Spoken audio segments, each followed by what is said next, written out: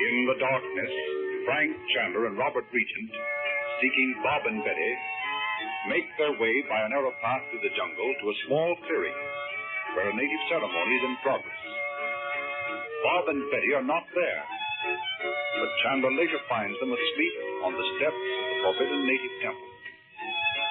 Returning to the inn, they are amazed to see Dr. Shaw tiptoe from their sitting room and close the door softly behind him. The present act opens in the laboratory of Dr. Shaw the next morning. Chandu, the magician.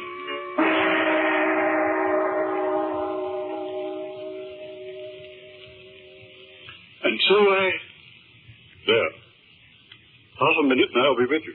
I just want to have a look at this reaction. That's odd. I must look into that. I'll come back to it later. Now, what were you saying? Oh, nothing of any great importance. I've been wondering about your work with the natives.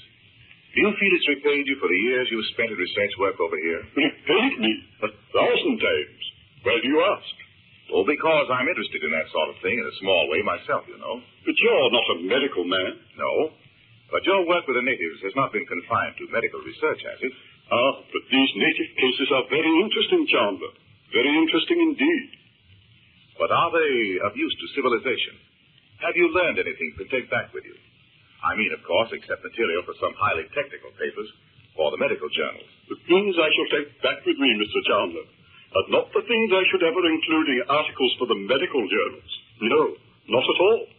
My colleagues in London, I fear, would not look upon me kindly. Ah? No. You're right, Mr. Chandler. I have learned much more than the case histories of a lot of savages. What a field this is for original research. What a field. You mean along the line of the native beliefs? What? But you told me yourself you had spent some time investigating them. I mean, of course, along with your other investigations. Yes, yes. They are fascinating, I tell you.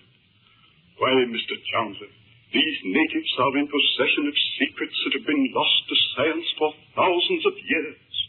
They know things you wouldn't believe. Yes, so I've heard. But what sort of things?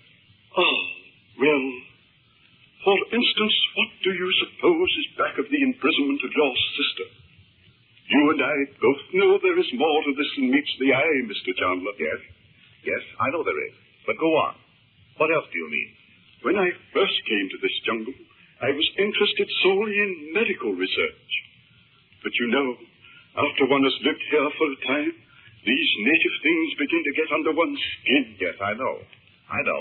So presently, I began to see that all knowledge was not confined to the West, and that these fellows knew things I hadn't dreamed of.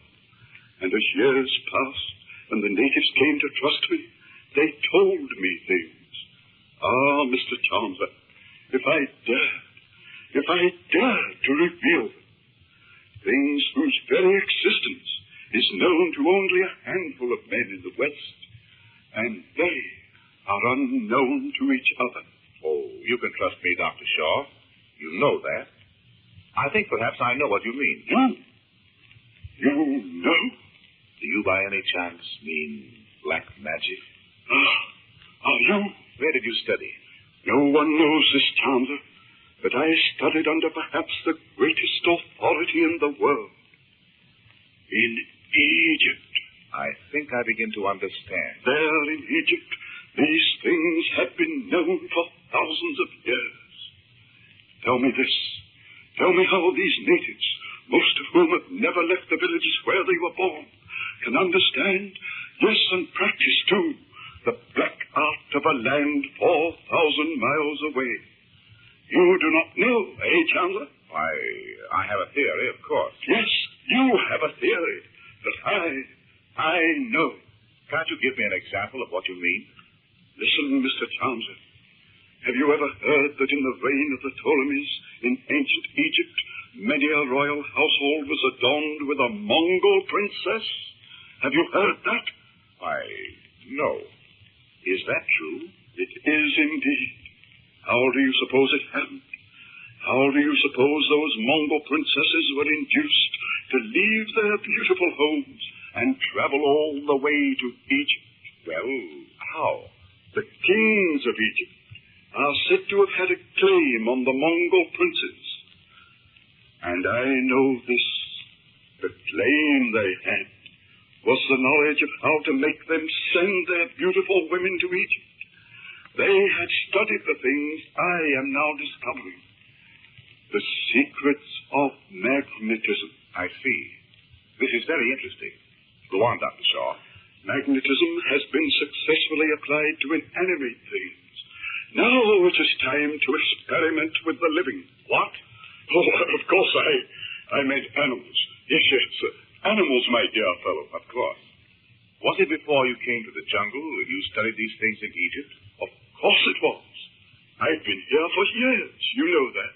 Then you really came here to study the practices of the natives along these lines. Is that it? Yes, of course I did. Then your message to me in Sumatra... I hardly know why I sent you that message, Chandu. But I never really meant to tell you these things. What did you mean to do? I meant to finish up the business we had together, and then perhaps one day I should disappear, and you would go back to England and report me missing in the jungle. But I should not be missing. No, indeed. Go back to England, if you will. Tell them what I've said to you. No one will believe you. Oh, come now, Dr. Shaw. You know I'm not going back to England and tell those doctors all this. Don't you realize I might be able to furnish you a valuable collaborator in your work? You would work with me? You yourself? Oh, I couldn't. I'm not a scientist. But my sister's husband. Surely you've heard of him. You think Robert Regent would assist me in my experiments? I think it's possible. Come, why don't you tell me what it is you're up to? I know my brother-in-law would listen to me if I urged him to help you. He feels he owes a great debt, you know, because I rescued him from imprisonment in Algeria. You may be right. To think of Robert Regent interesting himself in my experiments. I might even... Shall I tell you what I hope to do? Yes, by all means. If I can perfect my latest invention, the scientific world will be rocked to its foundations. What sort of invention is it? Who knows the tremendous possibilities of man's, of one who is not afraid to use it to the limit of its power? Magnetism? You mean... I mean such magnetism as the world has never known. If it were not for the difficulty of procuring subjects upon which to experiment, I could long ago have presented my invention to the world. What sort of subjects do you mean? So far, I've confined myself to animals and to these natives. But I shall presently require subjects of a higher order. You understand, I'm sure, Chandler. Yes. But are these experiments in magnetism to be connected with your knowledge of black magic? You are remarkably astute, my dear Chandler. I wonder you've not thought of freeing your sister by some... What? What do you mean? Oh, I meant... Better say I meant nothing. You startled me for a moment, Dr. Shaw. I thought for a second you were suggesting a bargain whereby Mrs. Regent might be released in return for a promise to become one of your subjects for an experiment. But, of course, you didn't mean that, did you? No, of course not. May I ask you a question, Dr. Shaw? Of course, my dear fellow. Did you ever know a man who calls himself Dmitri? Dmitri? Do you know Dmitri? Indeed. I know him well. We had a little business transaction in Montebello not long ago. But Do you not fear to deal with him?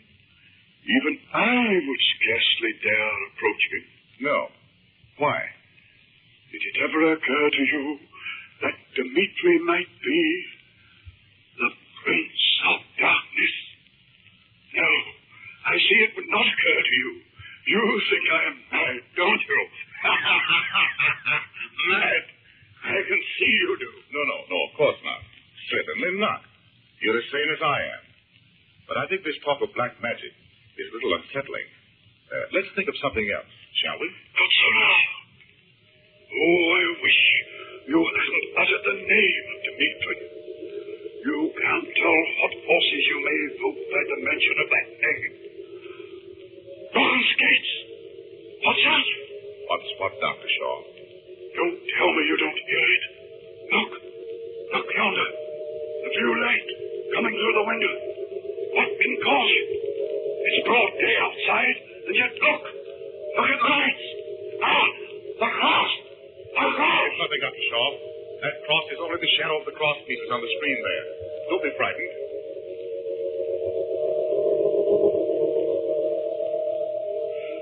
What is that uncanny sound?